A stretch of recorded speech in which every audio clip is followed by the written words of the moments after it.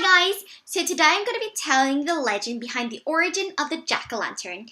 It is the story of Stingy Jack. Stingy Jack was known throughout his whole village for his cleverness, as well as his drinking and his laziness. He would often use his fine intellect to get out of any sort of work, and would prefer spending his days whittling away under the shade of a tree. One day, he came across the great misfortune of running into the devil, whom he decided to invite out for a drink at the local pub before going down to hell. True to his name, he didn't really want to pay for his tab, and so after he had drunken his fill, he turned to the devil and said, "You know, if you really had any sort of good magic, you would be able to turn yourself into a shilling so that I could pay for my tab in exchange for my soul." And the devil laughed at such child's play and instantly turned himself into a shilling, at which point Stingy Jack decided to keep the money and put it into his pocket next to his silver cross. This prevented the devil from being able to turn back into his original form. And Stingy Jack eventually did let the devil go, under the condition that he would not bother Stingy Jack or try to take his soul for 10 years. He thought that there would be plenty of time for him to repent, and 10 years passed and he never did change his ways. So one day when he was walking down the road, the devil appeared out of nowhere, anxious to collect what was due. And yet Stingy Jack still stalled. He said, "I'll go with you, but before I do you think you can get me an apple from that tree?" Perturbed, but seeing as he had nothing to lose, the devil agreed.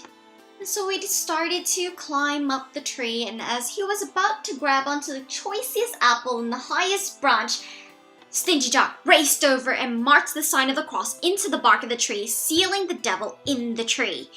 He told the devil he would let him go if he promised never to take Stingy Jack's soul. The devil was furious, but seeing as he had no other choice, he agreed and promised never to take Stingy Jack's soul.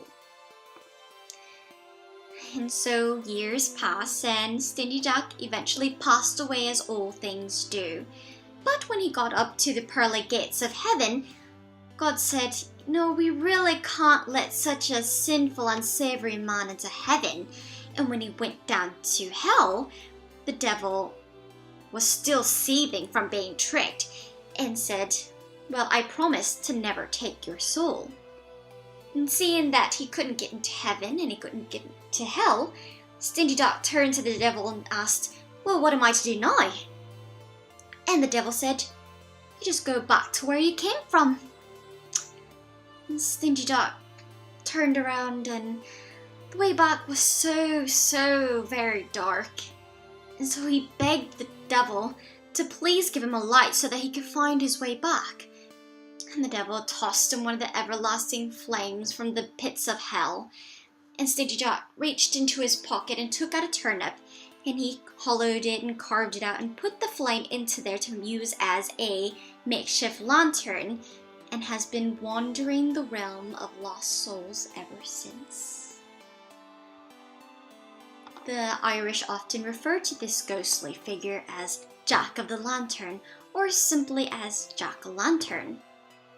The Scottish and Irish used to believe that spirits would enter our world on All Hallows Eve, being drawn in by the comforts of their former earthly lives. So people not wanting to be visited by these spirits would leave out food and sweets to appease them, or they would often carve out scary faces into turnips and potatoes and left them in their windows and doorways to scare the spirits away. Immigrants from these countries to America brought these traditions over and later discovered that pumpkins were so much easier to carve and hollow out because they were so much softer. And so I hope you learned a lesson from today's story. Be safe and have a wonderful Halloween. Bye!